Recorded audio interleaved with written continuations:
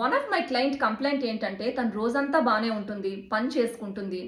కానీ రాత్రి అయ్యేసరికి భయం, ఆందోళన, నిద్ర లేకపోవడం, అది కూడా ఏ కారణం లేకుండా. కారణం ఏమై ఉంటుంది? రాత్రి అయ్యేసరికి తన శరీరం అనేది సర్వైవల్ మోడ్ లోపలికి వెళ్ళిపోతుంది. ఎందుకంటే తన బాడీలో ఉన్న స్టోర్డ్ స్ట్రెస్ అంటే అన్‌ప్రొసెస్డ్ స్ట్రెస్ ఏదైతే ఉందో, రాత్రి అయ్యేసరికి ఎలాంటి డిస్ట్రాక్షన్ లేనప్పుడు, మన చుట్టూ ఎలాంటి నాయిస్ లేనప్పుడు నర్వస్ సిస్టమ్ అనేది రిలీజ్ చేస్తుంది.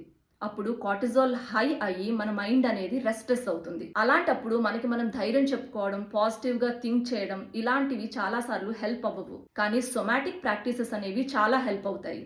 సోమాటిక్ ప్రాక్టీసెస్ అంటే మన శరీరం ఉపయోగించి చేసే కొన్ని పద్ధతులు.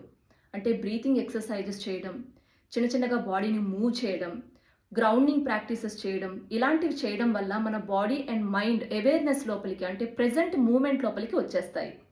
అప్పుడు మన శరీరం మన నర్వస్ సిస్టమ్‌కి మనం సేఫ్ ఎన్విరాన్మెంట్‌లో ఉన్నామనే సిగ్నల్‌ని పంపిస్తుంది.